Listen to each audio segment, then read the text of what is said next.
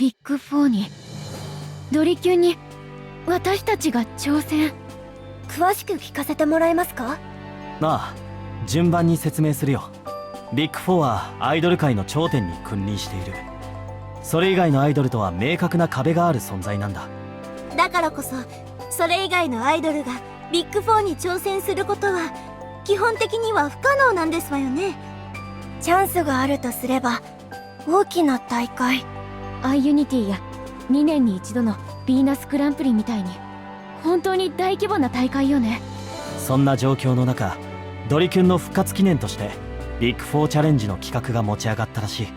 彼女たちに一度でも勝てればビッグ4の座を手に入れられるという異例も異例の企画なんだ。わあ、なんかすっごい盛り上がりそうだね。そうなんだ。負けてもともとだし、勝てればビッグ4入り。そんな状況だから応募が殺到してるみたいだな。なんだか妙な話ですね。さっきどうしましたの？ドリキュンの活動再開を盛り上げるためのイベントだということはわかります。ですが、勝つのが当然で、負ければ今の地位を失う。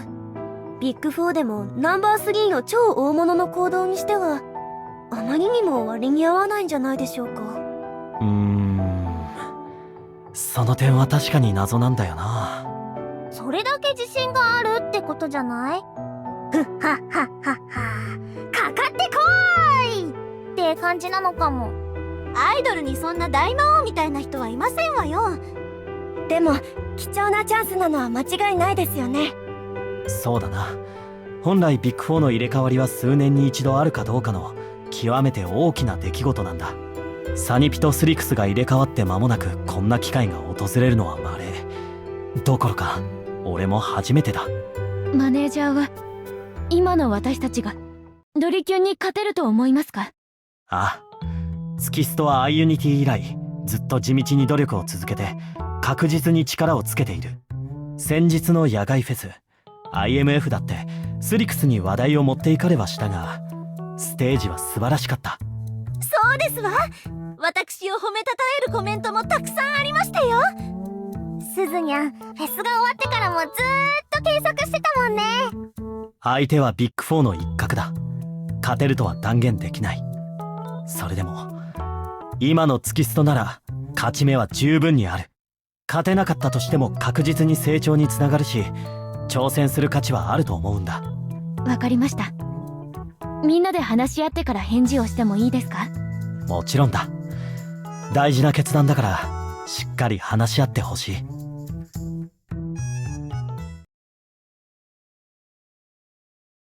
それじゃあビッグ4チャレンジに参加するかどうかを決めたいんだけど渚、どうしたの？刀ちゃん、とってもわかりやすいなって。そんなに顔に出てた？ドリキュンに挑戦したいんでしょ？私挑戦してみたい。今の私たちの力がビッグ4に通用するかどうか試してみたいの。聞くまでもないくらいとってもわかりやすい顔をしてましたね。気合が入りすぎですもの。でもメイも同じ気持ちだよ。そうでしょ？みんな今度こそ勝ってビッグ4になろうよ。一度は差をつけられましたが、サニピに並び立つまたとないチャンスですわ。いつまでも背中を追いかけてるのはちょっと寂しいしね。対等な仲間でライバルで居続けるために。そうね、挑戦しようドリキュンに。でもドリキュンにまで負けたらビッグ4に2連敗。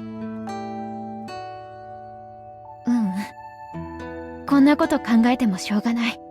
負けても成長につながるって言ってもらったし、私にはツキストのみんながいる。勝つしかない。今の私たちにはそれしかないんだから。